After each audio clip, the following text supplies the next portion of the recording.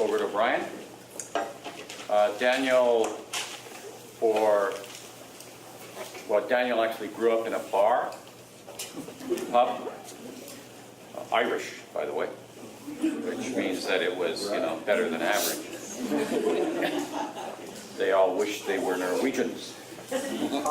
And they came fairly close. That's why it's got Guinness Good Pacific. Yeah. Daniel, I first met him when he was chaplain, the United Church chaplain at the University of Alberta North Campus, and appreciated almost immediately two things. One was that as a United Church clergyman, he had a lovely sense of the liturgical life and what it meant to gather people around and to invite them into contemplative and prayerful consideration of our life together in the world.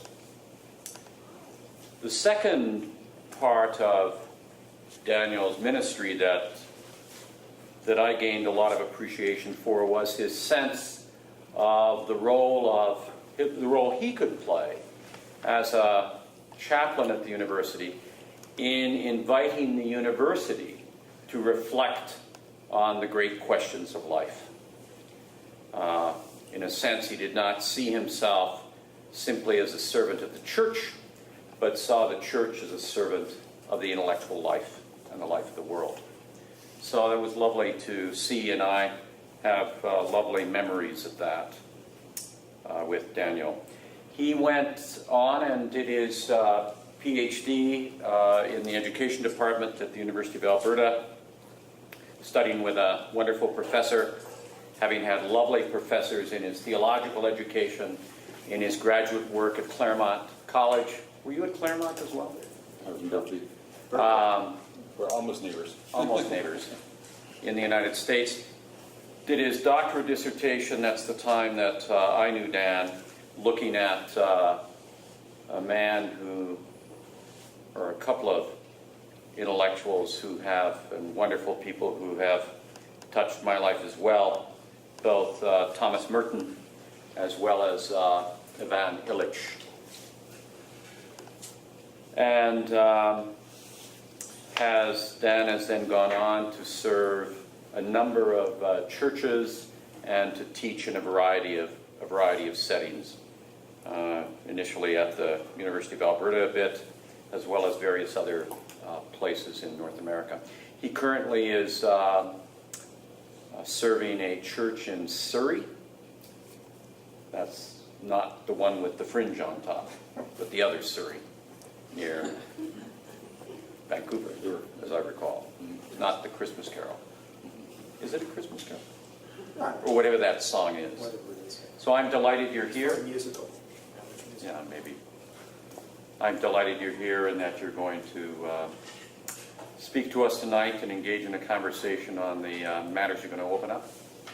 Welcome. Thank you, David.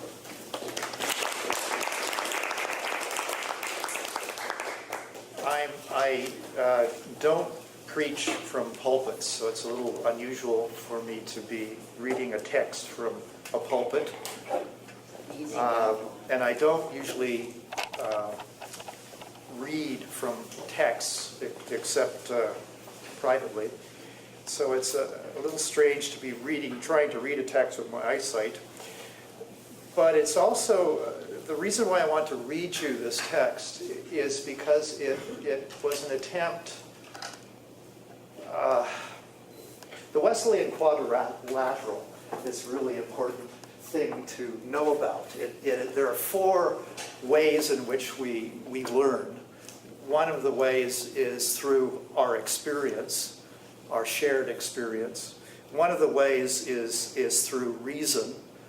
One of the ways in terms of the church's life is through text, through scripture. And the other way I wanted to throw into that is the community life. That's the other way in which we learn. And then, of course, it's always hard for a United Church clergy to talk about tradition, but tradition is a part of that as well. But this text is why I want to read it is because it is wrestling with an experience that I do not understand fully.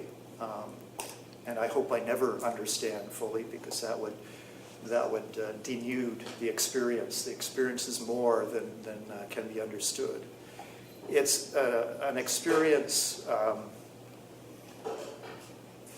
It's an experience that was in an odd way quite dark and quite wounding to me.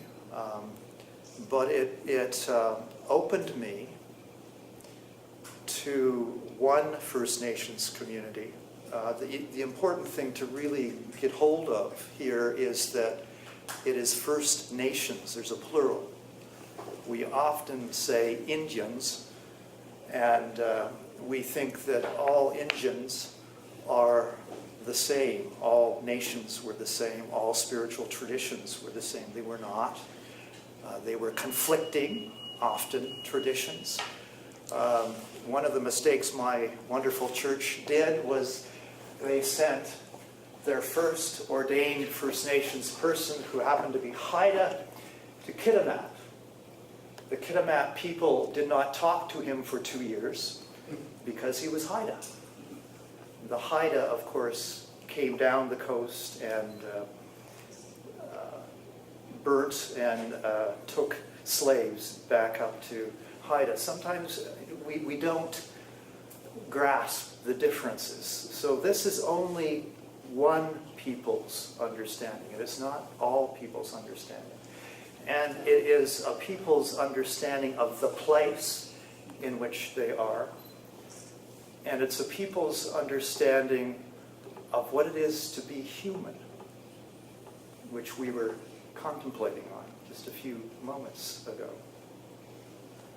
It's dangerous for a Mamakni, for a person who lives all the time on boats. All of us, I think, in this room are. There's some Métis people here and some First Nations people here.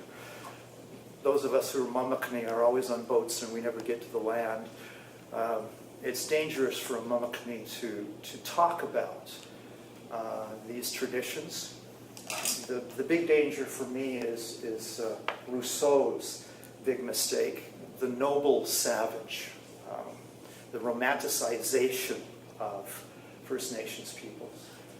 The other danger for me, if you can call it a danger, is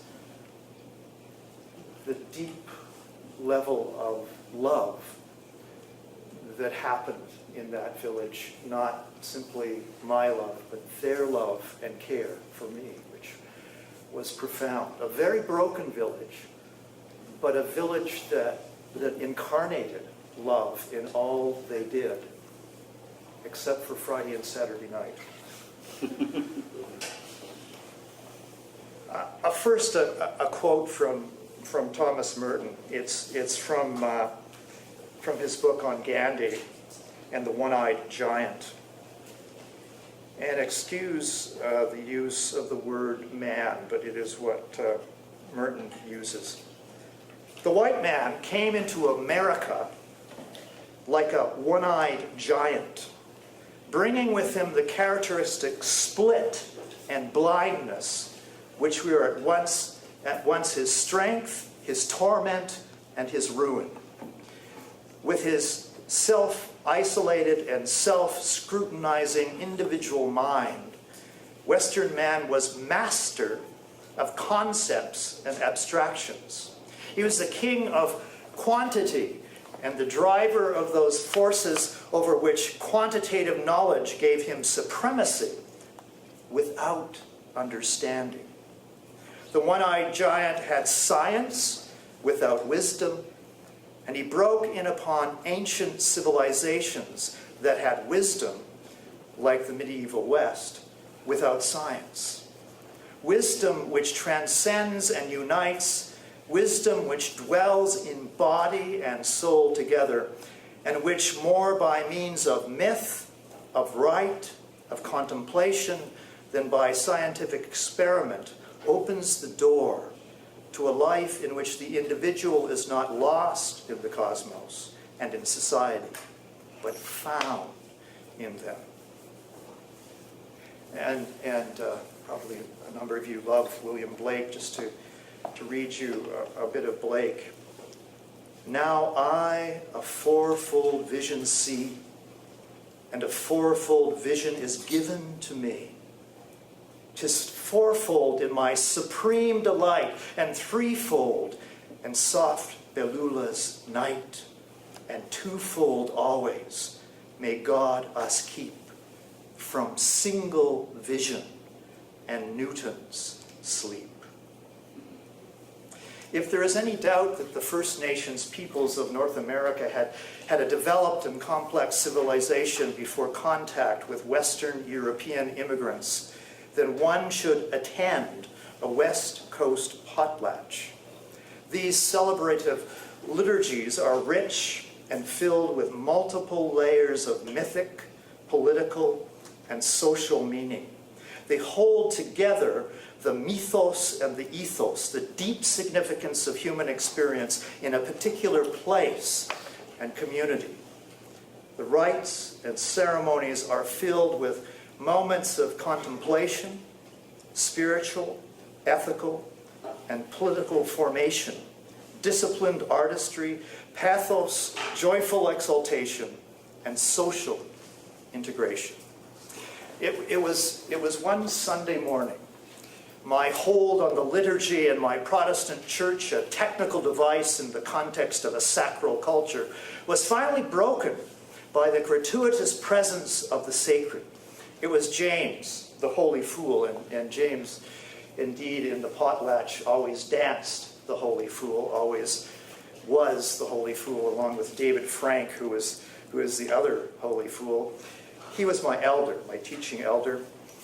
And he entered the church. He always was there. He was lighting the very inefficient wood stove that sat by the door. The door never closed. The dogs were usually in there as well. And James was always there first. And he looked at me that morning. I was nervously, as I was always nervously, preparing to exercise my learned technique of doing the Eucharist. It was a technological event with little meaning. The village, isolated as it had been from the full impact of the technological culture that surrounded it, was still a culture of sacrality and celebration, a community that lived, as Jack Godbout would have it, in the world of the gift. This world is one of informal social connection through the invisible ties of skills and cares shared, hands and words linked in a pattern beyond the human economy. It remained a potlatch society, despite the ravages of contact with the one-eyed giant of a modernity of formal, technical, and mercantile associations. It remained a culture defined by the gift given and received. The last week had been marked by a potlatch of significance beyond those celebrated in the recent history of the village. 9 guys had gone out with Cosmos aboard his, we used to call it a tippy, about 30 feet long, 35 feet long troller, and they had gone up an inlet to plant trees, which was one of the occupations that many of the younger guys in the village did, and they'd gone up to plant trees, and Cosmos was a good skipper and a great man in a lot of ways, but he had not counted on the weather turning. The head of the inlet had an island which protected the bottom of the inlet from really knowing what was going on the other side of that little island. They got around the side of the island. It was blowing. The elders say they have never seen a storm like it. It was blowing the tops off of the breakers. It was blowing the tops off. It was blowing, they estimate, about 100, something like that. He turned, wave hit the boat, it turned over. 9 guys were there, and if you know anything about tree planting, usually you have gumboots on and rain gear. And what happened, of course, is 7 of them were able to get the gumboots off. 2 of them did not get the gumboots off and were swept probably to Japan. Who knows where their bodies were. We took about 3 or 4 days of circling in a herring punt to try and find their bodies. And that whole week afterwards was a week of potlatch. It was a week of mourning. And it was a week when the first time the elders were telling me, the first time in about 50 years that the wolves had come out. And the wolves, how do I explain the wolves?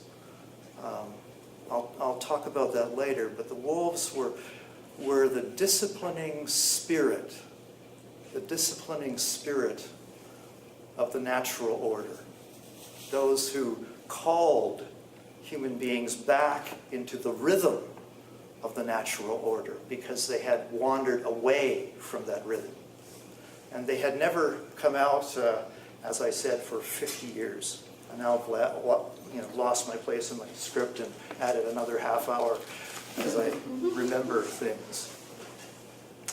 That potlatch began with the usual dances and rituals. The usual dances and rituals were often dances and rituals held by the chiefs and held by other families and passed on to the next generation. The drummer's circle vibrated in the human bodies that sat on the benches along the sides of the hall. The chief's Thunderbird dance flashed in the black and red of the cedar headdress and cape. The eagle down, which comes up off of the mask, was drifting about and onto the top of our heads and across us. The power and the grace of the dancers.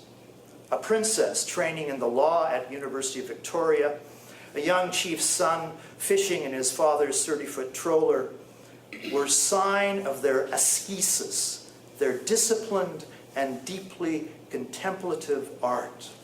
Their powerful legs sprang up from half crouch and back again with arms, wing-like, whirling capes, a strong and fluent witness to the spirit and wisdom of this community of ocean and mountains. And then the clowns.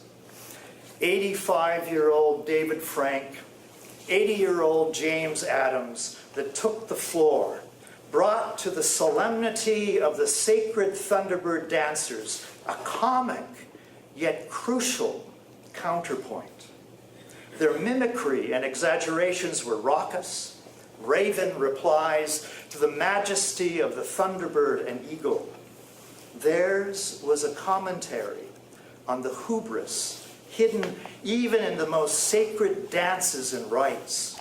They came to remind the community that no technique or plan could ever capture or control the spiritual powers of the natural world.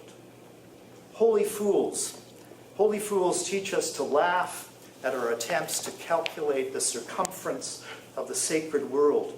With laughter, these two opened both of my European eyes to see the dark and shadowed ways of the spirit in flesh.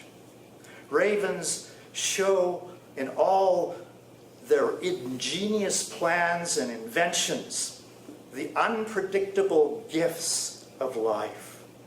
Raven shows all actions, calculated or uncalculated, bring the unforeseen and deepen mystery.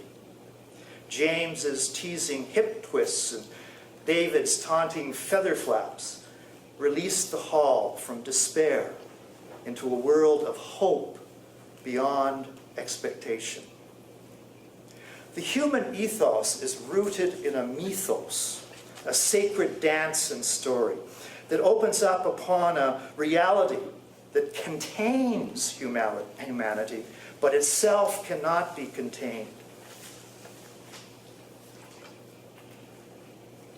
The boisterous hip thrusts and mocking feather flips expose the pretenses and hubris of this European cleric, that fisherman, that band administrator, that elder, that commoner, that chief, and that shaman alike.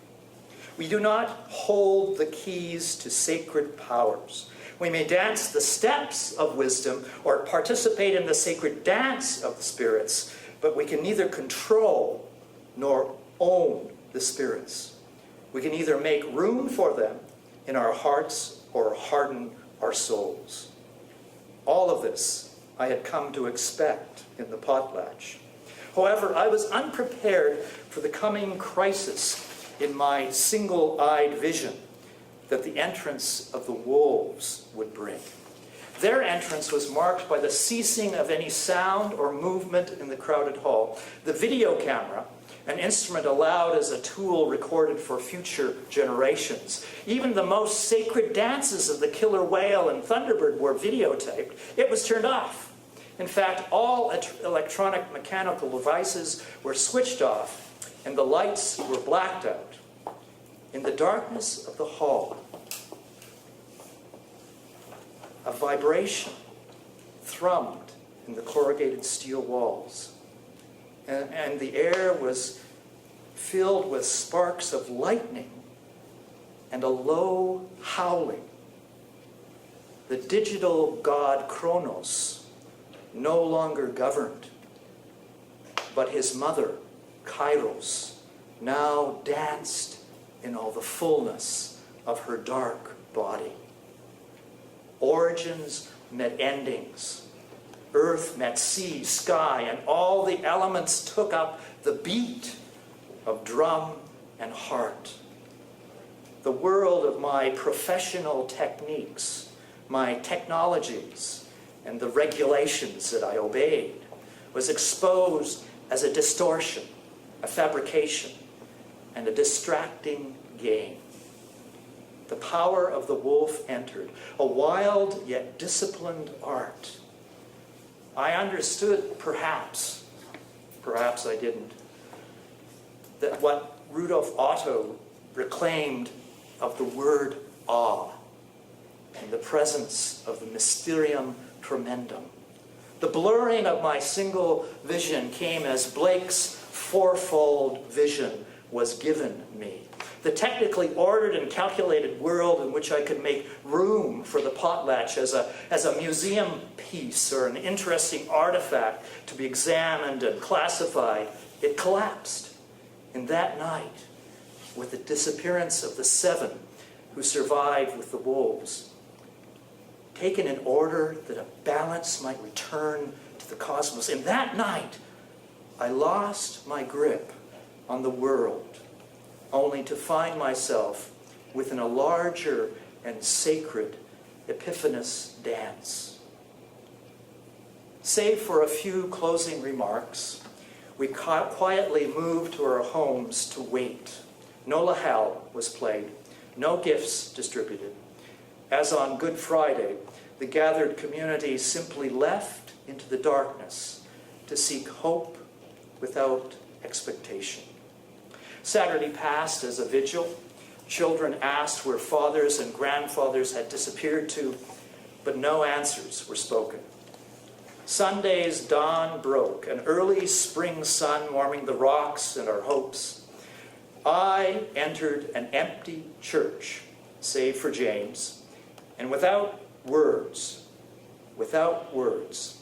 he took me to the sacred shore.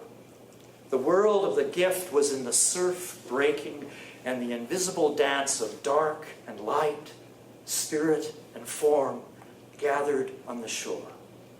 Thomas Merton writes, "It is true that neither the ancient wisdoms nor the modern sciences are complete in themselves. They do not stand alone. They call for one another. Without wisdom, science is unable to penetrate the full sapiential meaning of the created and material cosmos. And science without wisdom leaves man enslaved to a world of unrelated objects in which there is no way of discovering order or deep significance." My time in the potlatch societies of the West Coast brought me to confusion about the tradition and science I carried in my one-eyed dance on the earth. Though I never felt I represented very well this one-eyed giant of Western religion and thought, my vision was clearly handicapped by its monitored vision. As my wife and I were initiated into the potlatch dances, we began to see into a world of primordial depth and ineffable, yet relational power.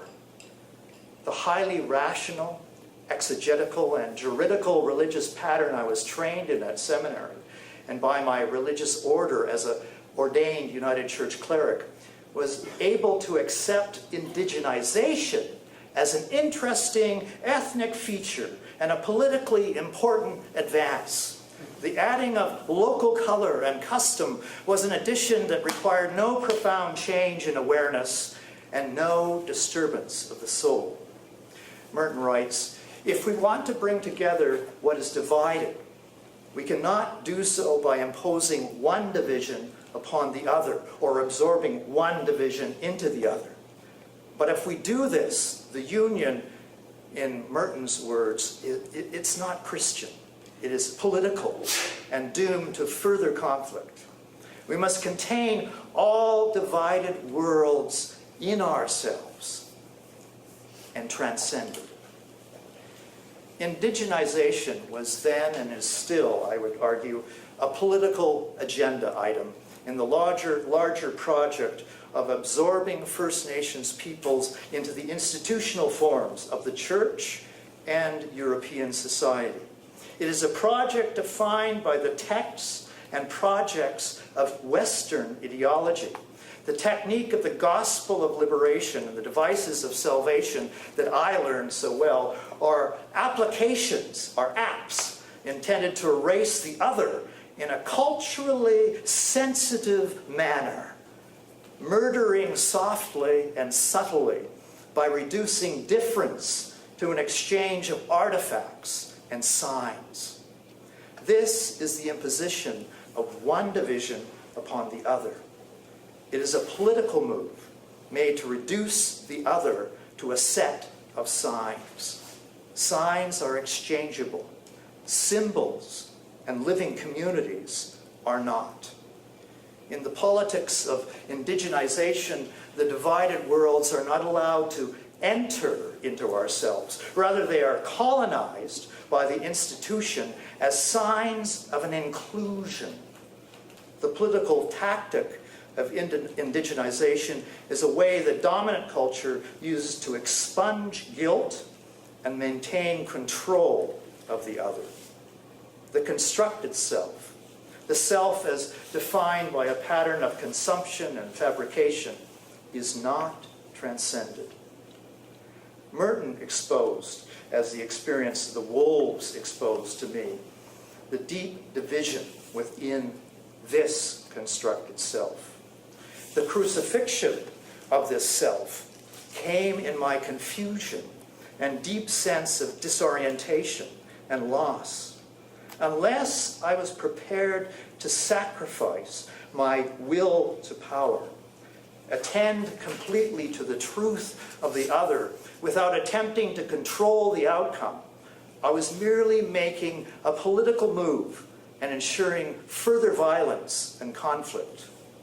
But the profound consequences of emptying out the constructed self, of deconstructing all that I had counted as gain as loss, came as the terrifying grace of encounter with spirits unmapped by my theology. The world of the gift, Godbout again, exposed my retreat from the deep engagement of gifts. On encountering the world of potlatch, its spiritual relatedness and depth, my vision was blurred by dimensions my single-eyed training had prepared me against but could not prevent. My gaze, having lost confidence in the penetrating technical power of a prescriptive theology, could no longer define the edges of things. All reality seemed involved in a dance that moved through and beyond sight and analysis.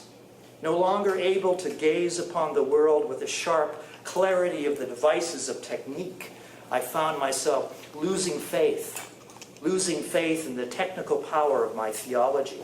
I lost confidence in the constructs and suffered a fundamental loss of faith in the religious systems I carried. I tasted a chaotic shifting of forms that were half exposed and half in shadow. I fell into a wild sea of relational and sacred intensity beyond the discursive genius of my Protestant thesis. I entered a time of mental and spiritual crisis. The obsessive technical precision, the theological certitudes I once proclaimed, seemed in this world to be a form of mental derangement. The apophatic sanity and discipline of the wolves made the clarity of my liberation theology, my Christian Marxism, appear to be but the manic episode of a bipolar consciousness. When I voyaged back into the order of shopping malls and city grids, this personally felt derangement appeared to be the rule of an entire culture. Again, Merton writes, the split of the European mind has become universal. All are caught in the fundamental division between deliberate, frantic activity organized by the lifeless abstractions, techniques, and ideologies, static concepts, and the instinctive and spontaneous life. It is a crisis of sanity, first of all. The problems of the nations are the problems of mentally deranged people, but magnified 1,000 times because they have the full, straight-faced approbation of a schizoid society, schizoid national structures, schizoid military and business complexes, and need one add, schizoid religious sects. We are at war with ourselves, said Kumaraswamy, and therefore at war with one another. Western, I'll use the word people, he doesn't, is and are unbalanced. These words Merton uses in an introduction to a collection of Gandhi's writings on nonviolence, and they speak directly to my lived experience as a young cleric in a potlatch society. My sapiential eye and that of contemporary Western persons is occluded, closed, and distracted by technical processes and devices. The culture of technology, what I have chosen to call this bipolar structure of contemporary Euro-American experience, is the hyper-reality of those shaped by the video monitor, the rituals of consumption, the manipulations of text and hypertext, and the isolation of the mind from the complexity and reality of embodied interdependence. It is, excuse my making up of a word, it is a technostic mythos that has reduced the ethos, place, and community to an artifice, a scenario, and a packaged and packageable flow of information. The danger is that deficiencies in the model of this technological culture are taken as opportunities for its expansion into and therefore trivializing of all areas of human experience.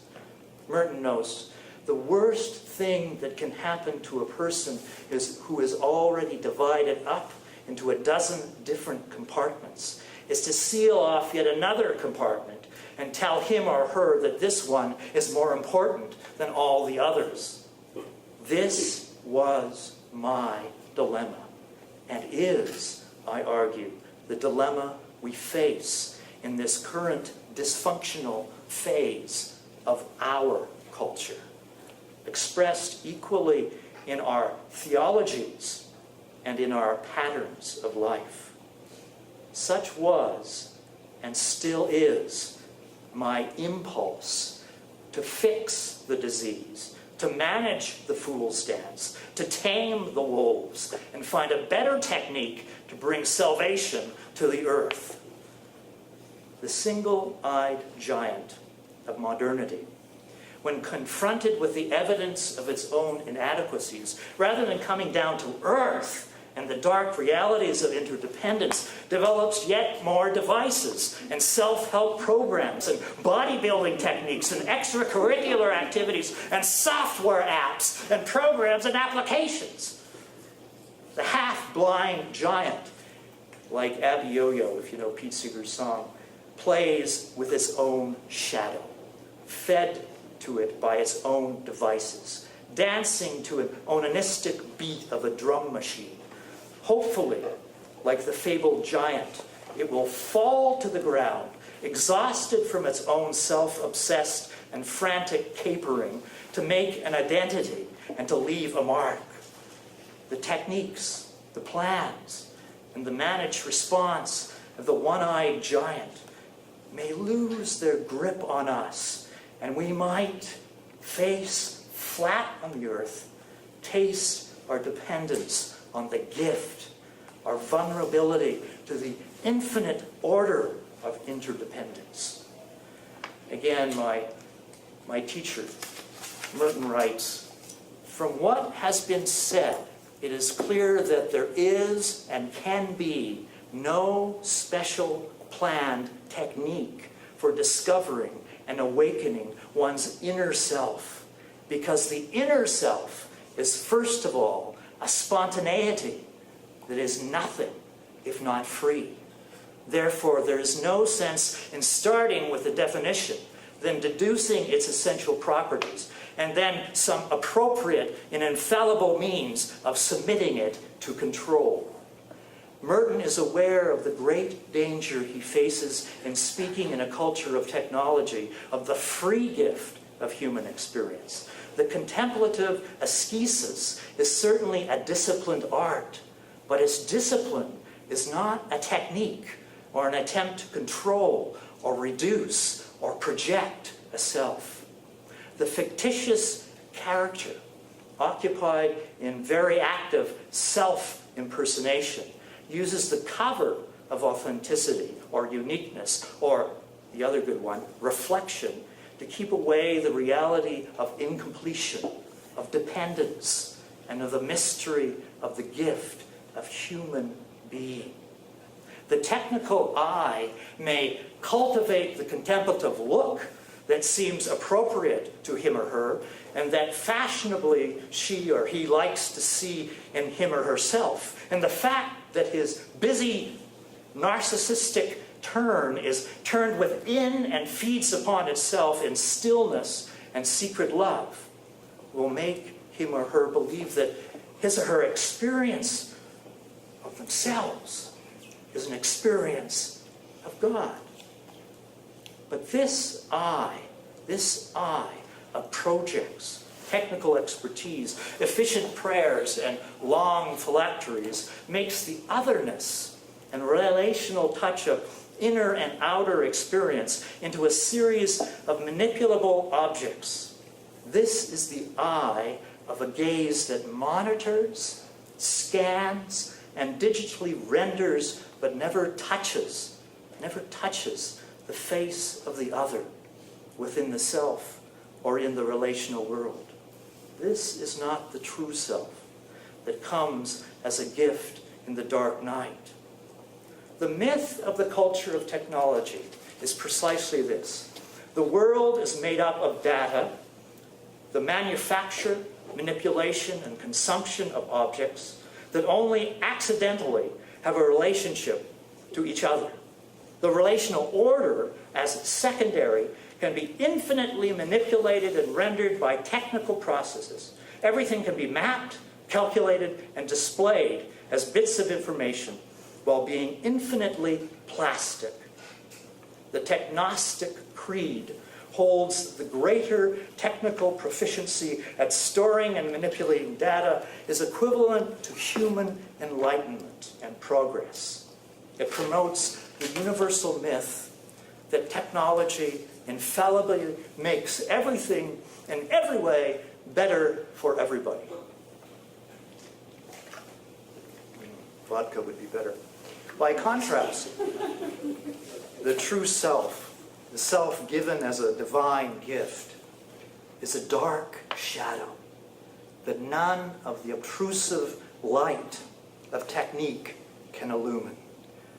The ascesis, the discipline of this dark self, is one of preparation for surprise and not against it, openness to wonder and not fabrication of complex devices, and hospitality to the other as a relational and substantive fact. The other and the true self cannot be manipulated because they remain beyond analysis. They are the dark gift of unknowing. Merton's contemplative life was a challenge to all attempts to control or reduce the self, the other, and creation to essential properties that are objects for our manipulation and for the manipulation of our devices. The true nature of self and of creation is not as object, but as experienced other. Contemplation and inner solitude are the ascesis for Merton of a hospitality to this other. This is a stripping away of all social constructions and technical projections, unencumbered by technique and manufactured desires.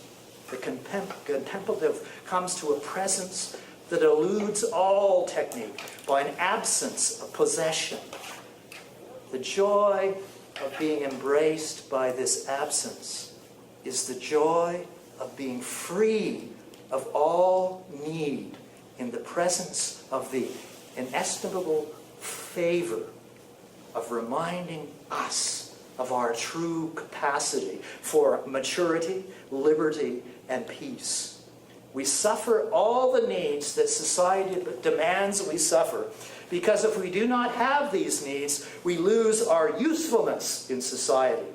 And that is the usefulness, as Merton writes, of suckers. We fear to be alone and to be ourselves, and so to remind others of the truth that is in them.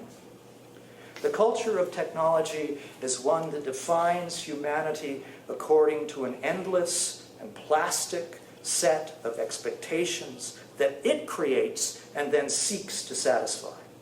By satisfying only expectations, the culture of technology brackets, ignores, or attempts to factor in as a piece of data the face of the other.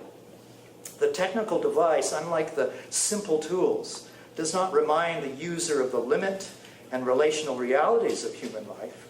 Rather, the technical device locks the user into an ever-expanding consumption of improved technical devices and processes, and convinces the user of the never-ending need of more technical devices and processes to solve the problems created by the earlier generation of technical devices and processes. The sucker is us, as Merton describes, by trying to find a final solution. A final solution, does that ring some bells? A final solution to human contingency and dependence on others is caught in an ever-expanding complexity of devices that evade the fact, the reality of our human interdependence and our rootedness in the gift of life. By contrast, the use of focal practice, this is a term by Albert Borgman, and the book is probably in your bookstore. Go out and buy it now, and we'll meet in another half hour after you've read the book. But Borgman needs to be read, But Borgman gives you this concept of a focal practice over against a device orientation. A focal practice or a focal thing, tools, art pieces, icons, they do not hide the limitations or the complexity and mysterious relational webbing that touches and supports both the inner and outer life. Craft and tool, the artful work of hands and minds, can awaken the self to the commonwealth of God's creation. in Borgman's observations about the true self and Merton's observations about the true self, contemplation and technology, Merton does not clarify the distinction between focal practice, tools, craft, and the culture of technology. The mythology of the one-eyed giant is the story of the reduction of religion and science to technical processes. It is also the history of the social construction and economic manufacturing of desire. Merton often suggests that technology is merely the making of more sophisticated tools, or that science is equivalent to technology. But technology is a culture with a mythos, a myth, an artificial ethos, and a utilitarian ethics. By contrast, science, from its origin in Greek and classical thought, was an ascesis, an artful discipline attempting to give understanding to the patterns of the natural order. Science of this sort increases wonder, while the culture of technology increases self-deception. The culture of technology is the cult of a Gnostic belief in a technique for abstracting the logos, meaning, and ascending by the force of will from the sarx, the flesh, contingent reality. Craft as focal practice, the thoughtful engagement of hands in the fashioning of a thing or working the soil, a thing of beauty and inner and outer clarity, like my example is the Shaker furniture that Merton so admired, is an icon of the mysteries of creation.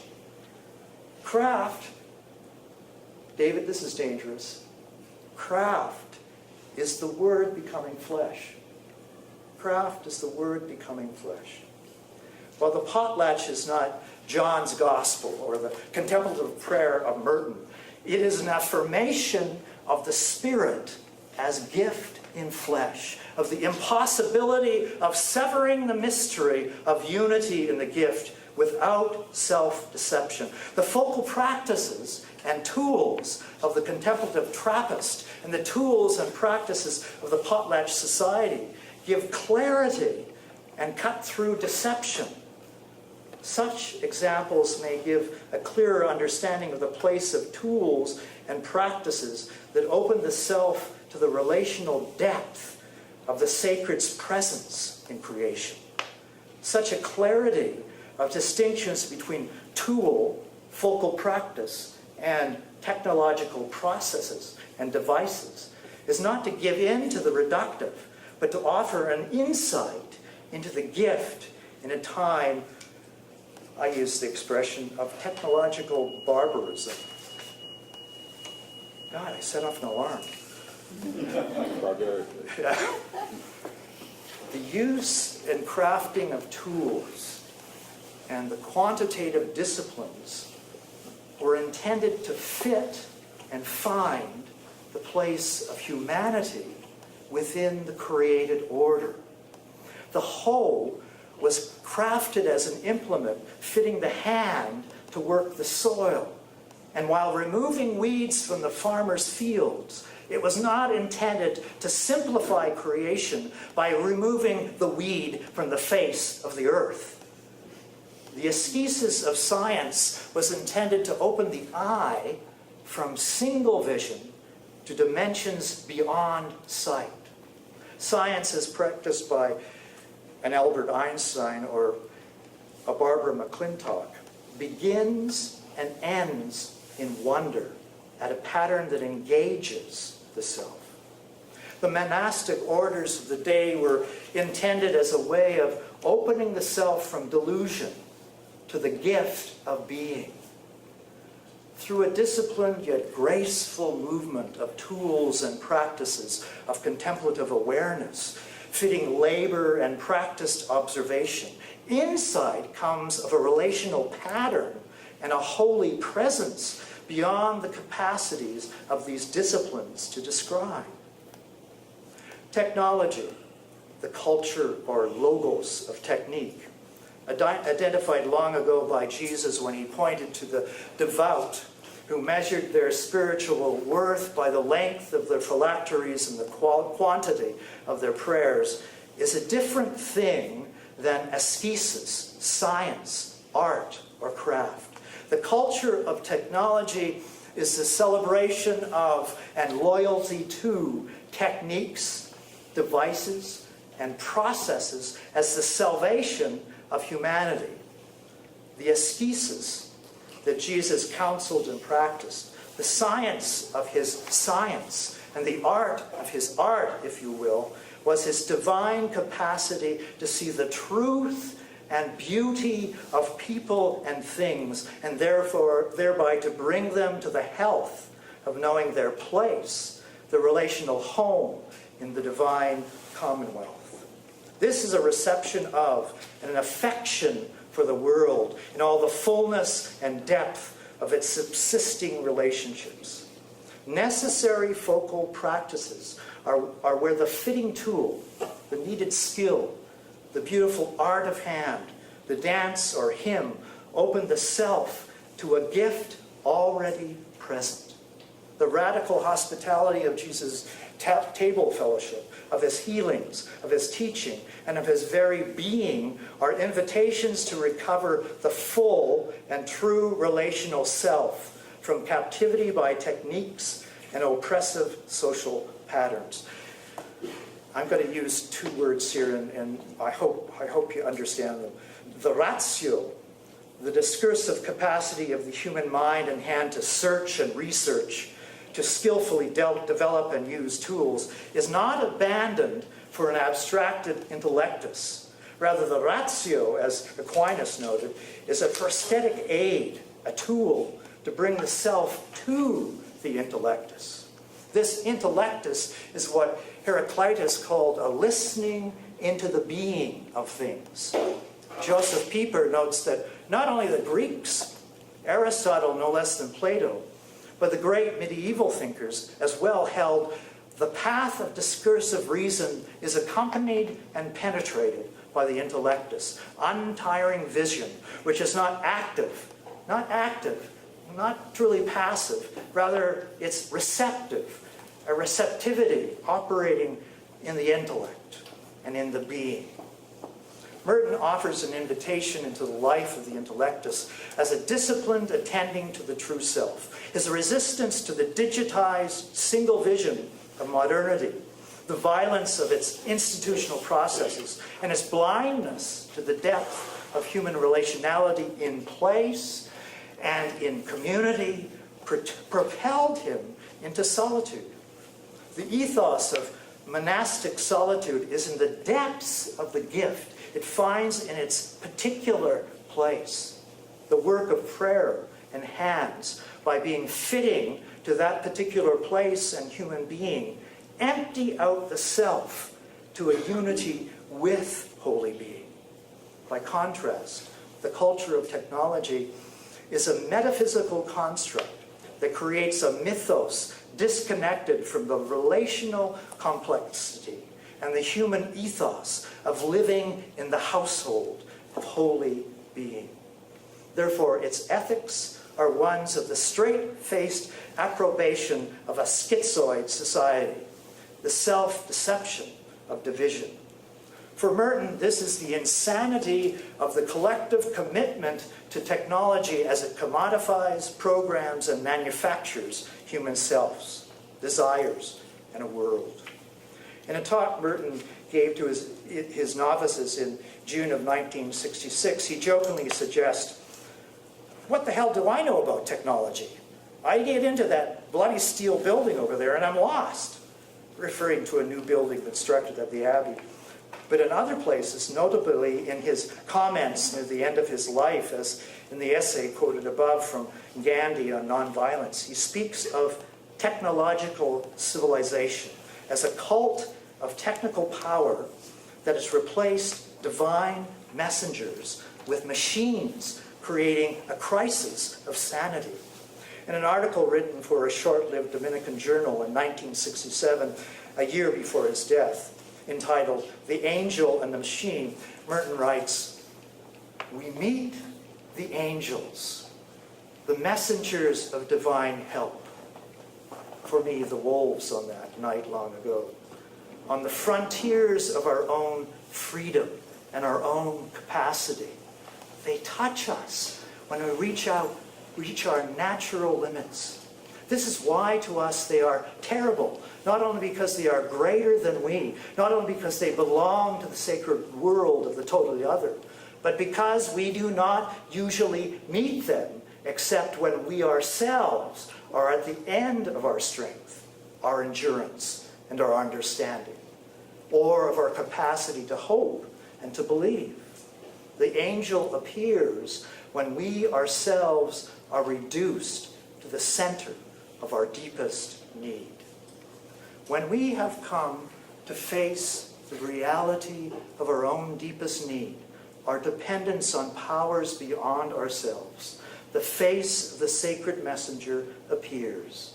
In order to curtail this, to prevent the recognition of the deepest need, we create mechanisms and processes, artificial environments, abstracted from the reality of the mystery of our contingency. This culture of technology insists it is human progress, a distancing from the fact of our dependence. The machine, the technical process, and the managed program have replaced the divine messenger. Merton writes, technological civilization is, as we have it now, a civilization without angels. It is a civilization in which we have chosen the machine instead of the angel. That is, we have placed the machine where the angel used to be, at the limit of our own strength, at the frontier of our own capacity. But now we can view our limits without fear and without the need of invisible helpers. The machine is fully visible, and though the world of machines is itself something of a mysterious tremendum, it becomes more so with computers, incidentally. Yet the machines are now our angels. We made them, not they themselves. They are, we think, entirely in our own power. They become then extensions of our own intelligence, our own strength. We do not have to walk to the edge of an infinite void in order to feel the brush of their unpredictable wings upon us in the starlight. They form part of our own enclosed and comfortable world. They stand between us and nature. They form a kind of room in which we are isolated from the rest of creation, and therefore all the more from spiritual beings. As we live in the small room, as I lived in my small room of my own making, we become more isolated from the reality of our physical dependence and our contingency. It is not the case that the technical devices, the walls, the floor, and ceilings of the room escape these realities. Rather, they disguise them. They hide them from sight and can prevent the visceral feel of them from entering into our imagination. The face of the other, mediated by the screen, can avoid touching us or demanding from us a recognition of a shared physical reality. I picked up the telephone one day in my office when I was proud, very proud that day. I was the first chaplain at the University of Alberta to have a computer on my desk. It was an 086. It had no memory. It could print one page of text, and then it crashed. I was so proud. I had the technological device to overcome all of the distance that I felt between me and every member of the universe. One day the telephone rang, a voice of someone who needed to hear me talk and needed to exchange in human intercourse, something I was beginning to not know anything about. Heard click, click, click, click, click, click, click, click, click, and said, what the hell are you doing? And I said, I'm looking at my computer screen, and hung up. The extension of our physical power and magnification of the discursive calculations of our mind has meant the atrophying of the human capacity to feel reverence for the other, human, non-human, or divine, and to know the inescapable reality of our relatedness to these others. We once knew, fearfully perhaps, and never completely, by sheer contact, that our being, our self, was a place of conversation, of feeling the touch and breath of others. The Great Commandment, the Law of Moses, Plato's dialectic of the same and other, all witness to a world of human experience in which we knew ourselves by living in an ethos of others and the same, in a mythos of spirits and divinity that touched and walked with us.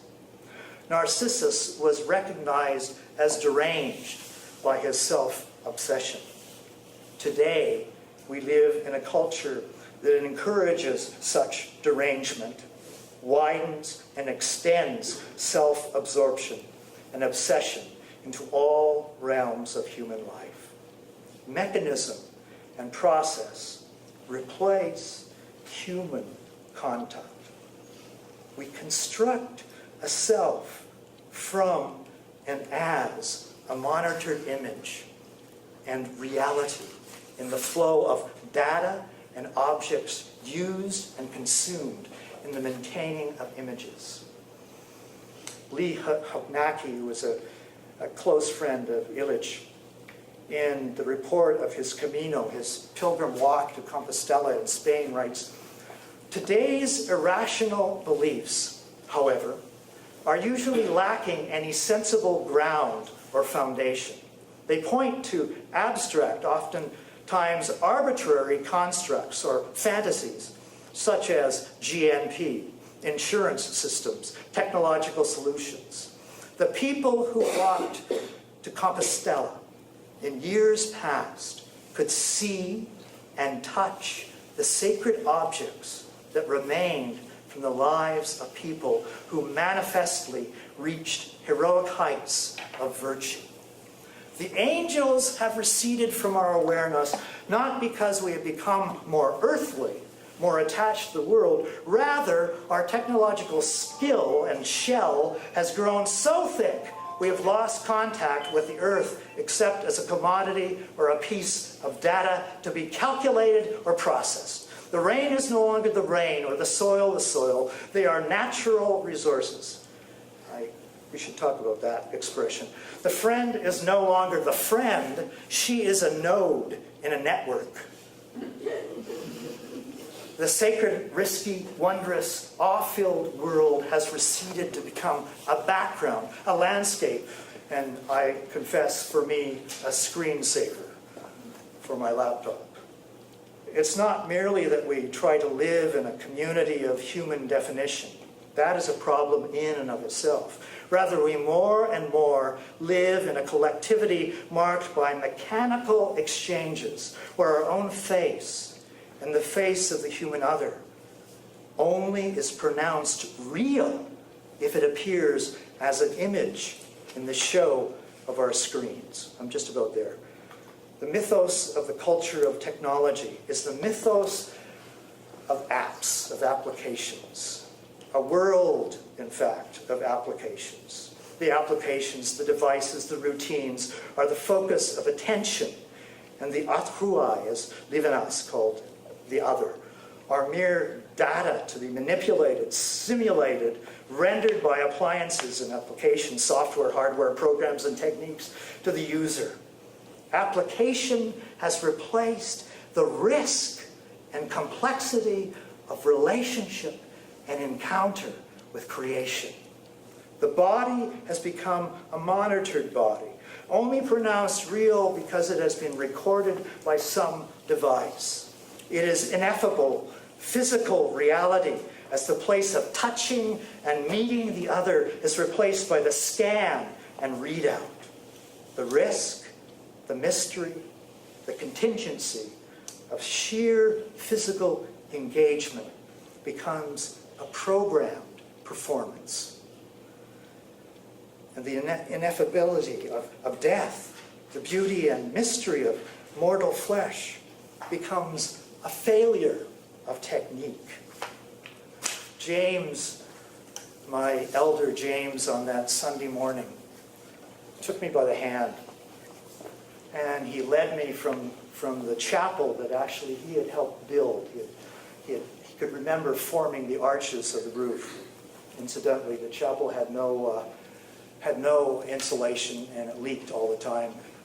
And I finally found out because I went up and discovered that there was that space up there, and they told me it was going to be a good place for a smokehouse for fish, which was probably a better purpose than what I used it for. There, as the immense power of the open Pacific broke on the shore of this fragile community, all 500 souls in that village participated in a ritual of recovering our place in creation. It was a meeting with angels, the messengers of the sacred. Coiled on the gray sand of the beach was a rope that extended through the surf to a shoreline at the opposite end of the bay. The rope is a focal thing for fisher peoples of all races and clans. It is a tool of rescue, of securing fast to land or rock in storms. It is repaired with diligence. It is something that is made of human hands, weaving together many strands. The strands are stories and filaments of myth. The strands are life and death. The strands are ethos and mythos. All of us, old and young, and Miss Mamakni and my partner, another Mamakni, placed the rope between our hands. And at a signal from the elders, we began to pull the rope, bringing the seven back into our lives and bringing balance back to the cosmos. Sea, land, human society, other and sane, and the gift of flesh-held spirit were brought back into proper relationship. There on the sand of a million waves, the relationship and the gifts of rope, hands, and those dark angels of hope, the wolves, rescued human being back into the dark mystery of creation.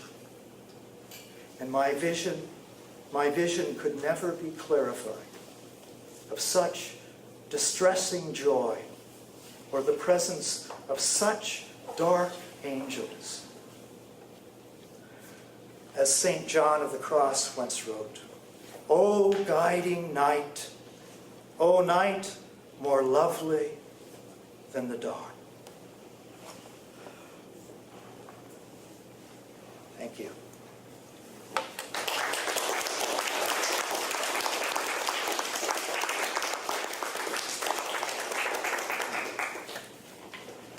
I'm not a fan of bottled water, but I needed it.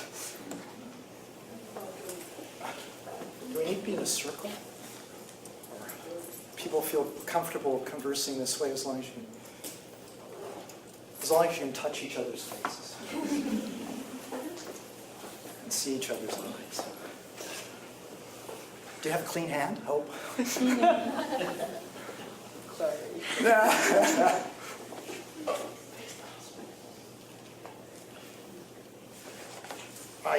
I know you probably don't. It's hard to explain the depth of that experience, which has pushed me off of all sorts of nice, comfortable, mechanical, theological answers to all problems. I went to the village, as I said, a Christian Marxist coming out of liberation theology. Not so bad. Not so bad. But I went there with the rather bizarre belief that as a Mamakni, as a Western Protestant cleric, that I could actually save the village and bring them to full humanity. That's our problem.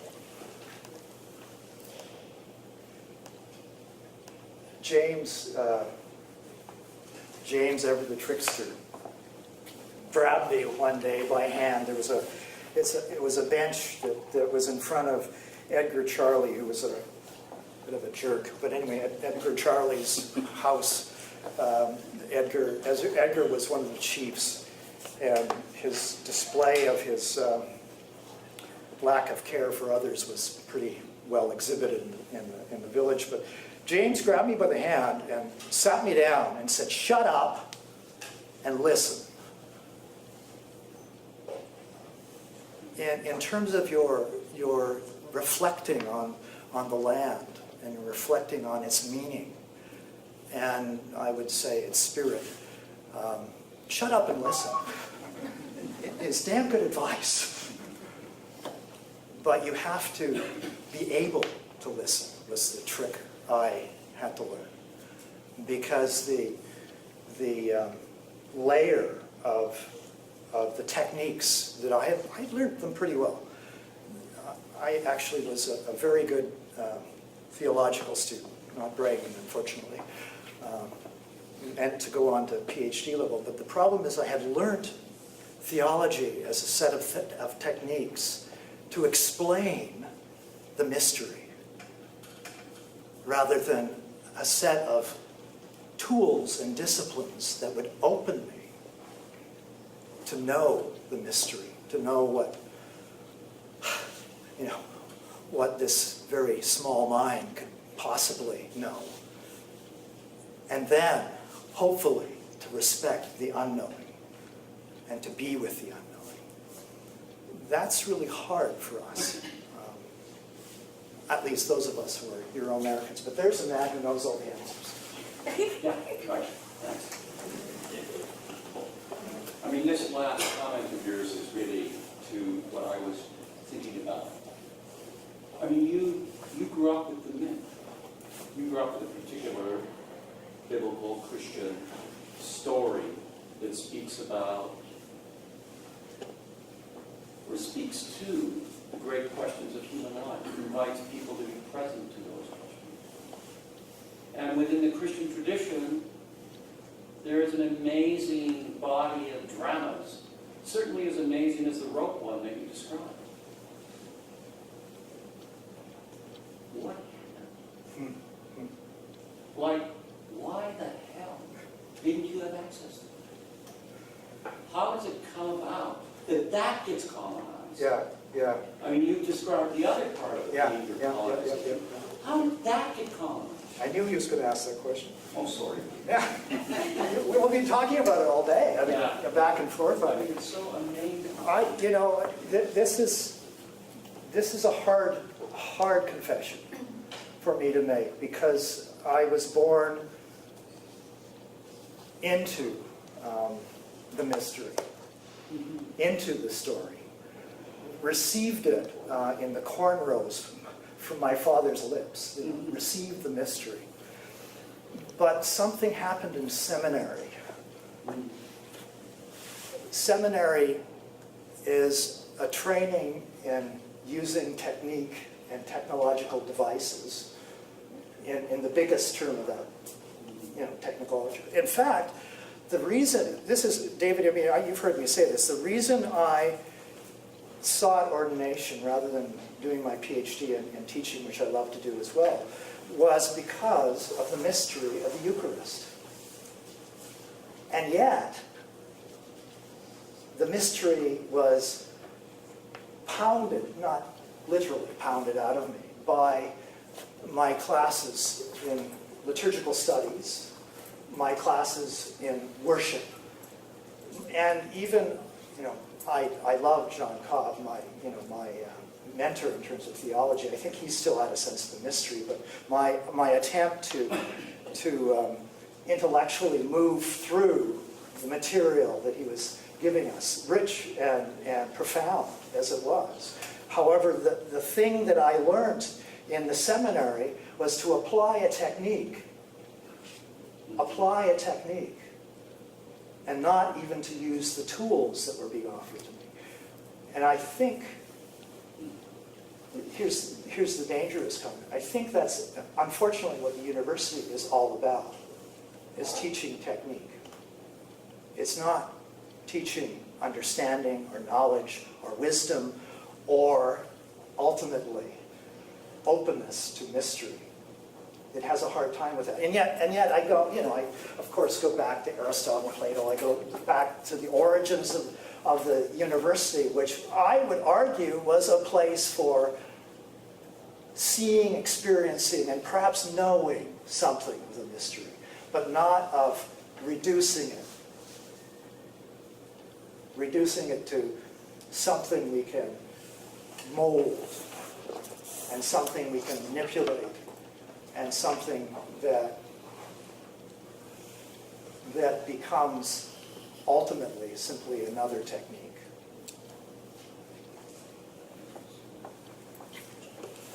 Too long an answer. I asked this question as a current diaconal candidate of the United Church. Oh, what's that church? So no offense or no pressure, but you have to provide me some vocational hope in your response. I really like how you describe how seminary and ordination sort of reduced and colonized the mysteries of you. And so you stand here as the rest of the story. How do you unpractice, given this formative experience you had in the village, how do you have another example of how you unpractice that in your current ministry or in your current work?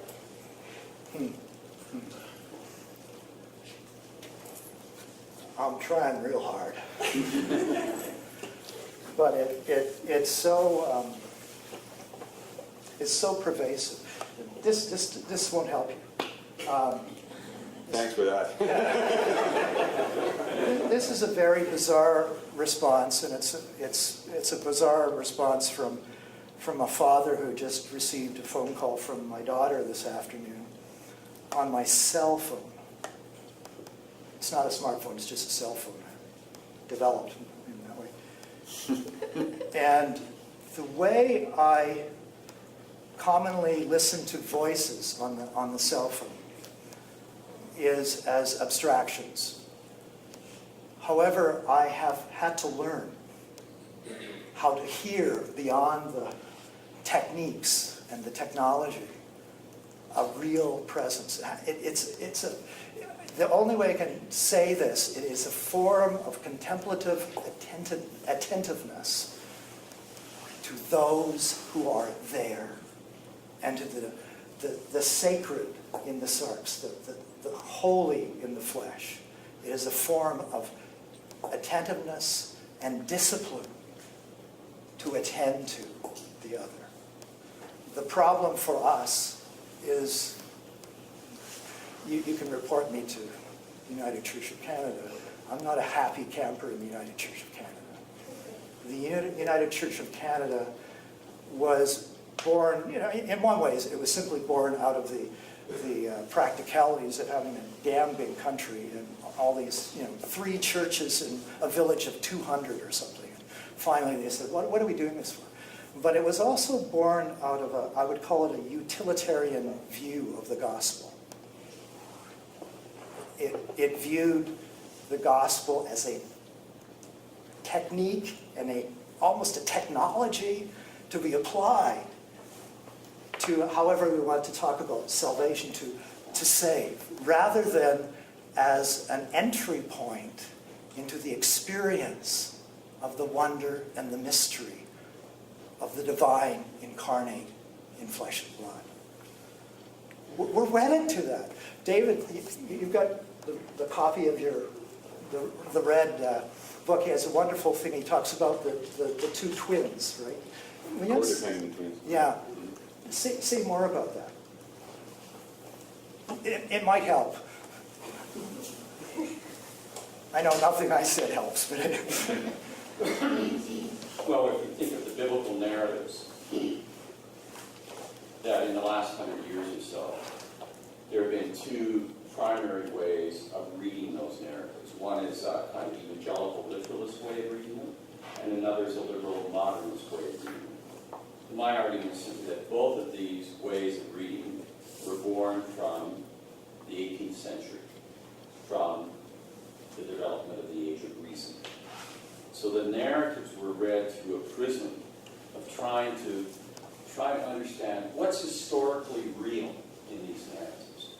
I mean, was Jesus really born of a virgin? Like, what does that possibly mean? Or, was Jonah really swallowed by a big fish?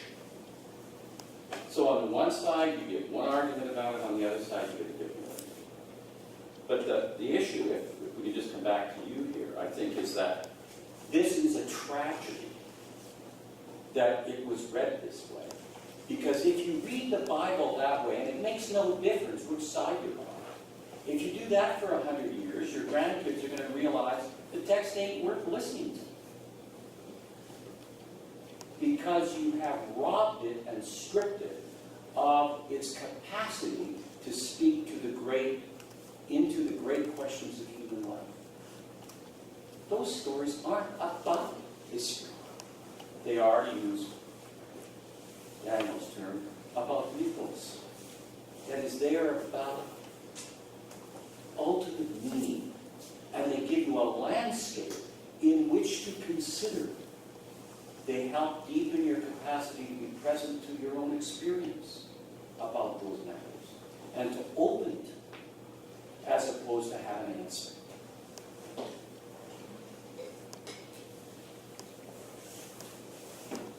And of course, we've had preaching based on that. It's no wonder nobody goes to church. The clergy have convinced people it's meaningless. Art's sister still Oh, turns sorry, up. pardon me. I didn't really mean that. I was just, for your point. Not to be, well, I'd like to answer that question because it's also something I struggled with. I went to university because I really wanted to teach. I had this joy of wanting to be with people. Actually, I really wanted to continue learning. And I figured the only way I could continue learning is to become a teacher, because then I could stay in school all my life, where I thought learning always happened. But what I really loved to do was create and sew. So I became a home ec teacher. And when I was in university, I got right into it. I got all the technical, so good of tailoring and all the fabric techniques that by the time I finished, I couldn't create anything because I would look at something and know, 20 different ways of creating something with a skill, and it would never be perfect. And if you've ever met home ec teachers, perfection is, you either have two extreme experiences of home ec. You either hate it because you had teachers who were that way, or you loved it because you got to cook and sew. You got to do something instead of sitting in a chair. And so I actually for about 4 years didn't create anything. And I finally got back to the joy of creating through the students, because those fresh grade 7s, as Bob can attest, when they got into my classroom, were so excited about being in a place where they could get hands-on. What you talked about, that crafting, that exuberance of awe. This is what happens when, and I brought chemistry in, like baking soda creates this because, and it just connected all these other subjects that they were learning in the abstract in a very practical way. And for the longest time, I didn't actually, ever since, I haven't created clothes. Before that, I would make things that I would wear. Now, I create things from my soul that have no practical purpose except for beauty. And I think that's part of it's not an either or. I can now, because of that technical expertise, see any kind of created fabric and deconstruct it into its shape so that I could recreate it in another way. And I also enjoy the technology. I can get a kit now that's been done computer-wise where I don't have to do all the technical stuff. So I think there's an integration here that we need to acknowledge, that the urge of, and I guess the foundation to that is to follow the urge of the creative. And not lose the sight of the very practical So my question now to you is, what happened to the wolves?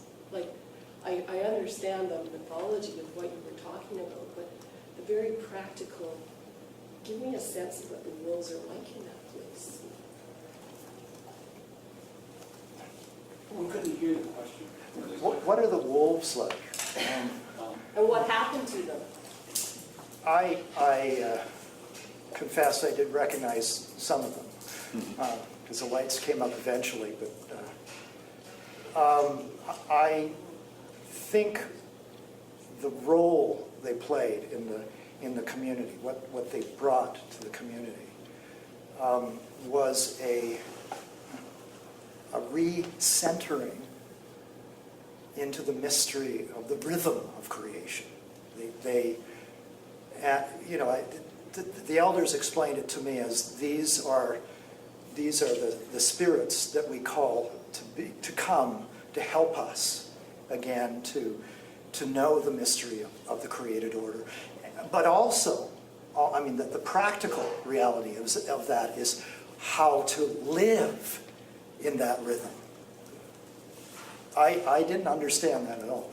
The only time I got a glimpse of it was we were probably a bad ecological practice. I don't know. It's called Food Fishing Day, and the Department of Fisheries give the village usually it's a couple days a year where they're allowed to hand seine. It was in the mouth of the Kennedy River, and Loretta's going to phone any minute now. But my wife, if I make a promise in the hearing of this beloved human being who I love with all my soul and my body, if I make a promise to do something, to get up at 5 o'clock in the bloody morning and go fishing, she forced me out the door. Arriving on the boat, we fished and fished, and finally I was told, you in the boat. Because, oddly enough, they thought I was kind of a shaman-like figure and I might be able to find the fish by some practice that I had. I Went to the wrong seminary. Yeah, totally wrong seminary. We cast the net. Sorry, I love telling stories but not answering questions. That's the best way to answer questions. But we cast the net and got 2 fish. The second time, the elders sort of spoke to us and said, the fish really don't like, the salmon really don't like the way you're casting that net. You're not reaching out to them. You're not in touch with them. It's very practical, so try it again. Use the rhythm of the mystery of creation. That's what Jesus said. That's what Jesus said. Yeah. We cast the net, and 365 sockeye were, I was up to my knees in fish, terrified. Went to shore, broke open a few fish and roasted them over the fire. And the elders finally explained to me, you need to do things in your life that are in the rhythm of creation.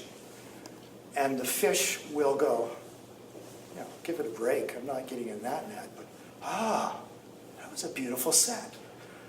And that's how they understand the relationship between things.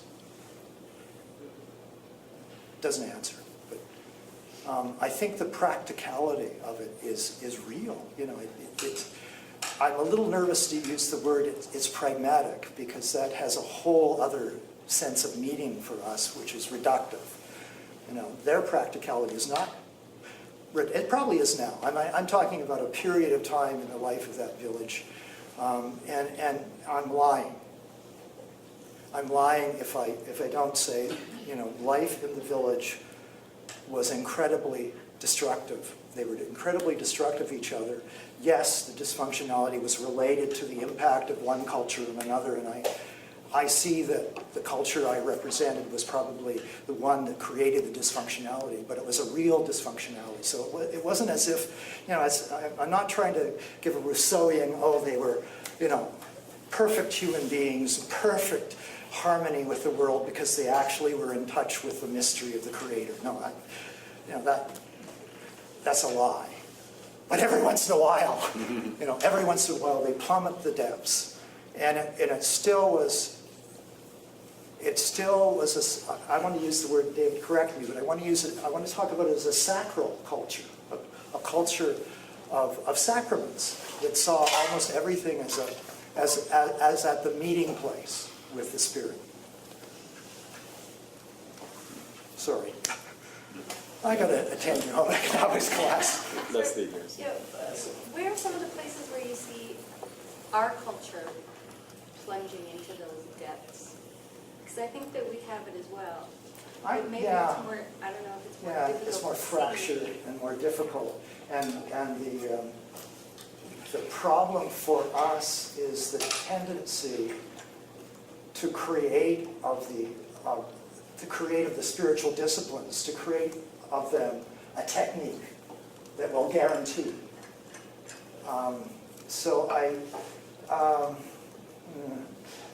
My son is an actor. Why am I picking on my kids? Kind of love them. But my son on stage, I was just in tears, yes, because I love him and all that stuff, but also in tears because he had touched the sacred mystery of human presence. That's why he's such a great actor. Martin's got to go. Sorry, I'm talking with my back to you. But the example I used the other day, and this may not make any sense either, I had a magnificent fight with the organist in my last church in Toronto. I lost the fight, but I usually lose fights because I'm pretty passive. But it was about her music, essentially. It wasn't music. It was technically perfect, but it wasn't music. It didn't touch on the mystery. I have listened to Glenn Gould's Goldberg Variations, and this is where the fight began.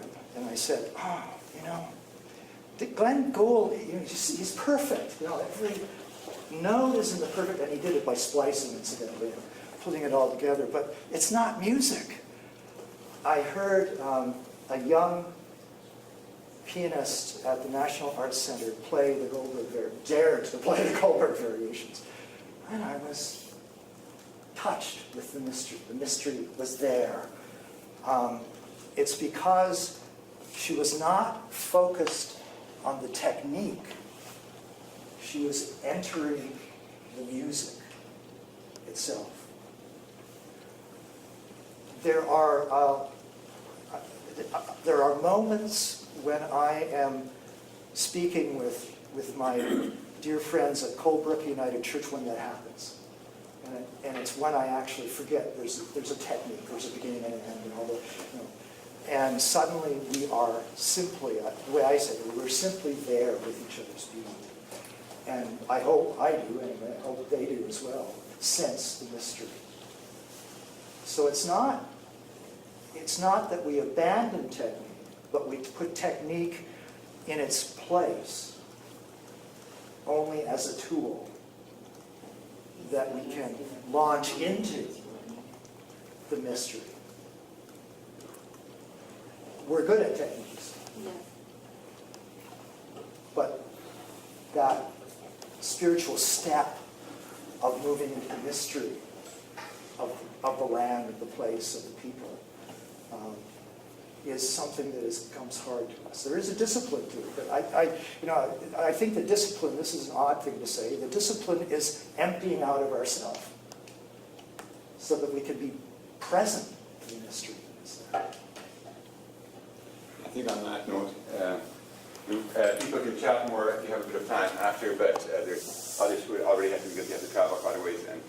And so we want to thank you for coming and for sharing. And hopefully we could actually have that. Is it possible to get the written version at some point? Or You can have it. It's sitting there. could we have it electronically? Yeah, I think it's on my Dell computer. I'll have to check. Yeah. Yeah. lovely to I reflect always on. forget there's that thing called save, isn't there? Something Yeah, like something like that, yeah, there's a weird function. So, and thank you very much, because it gives an amazing large frame of what we're wrestling with in trying to get to the spirit of the land.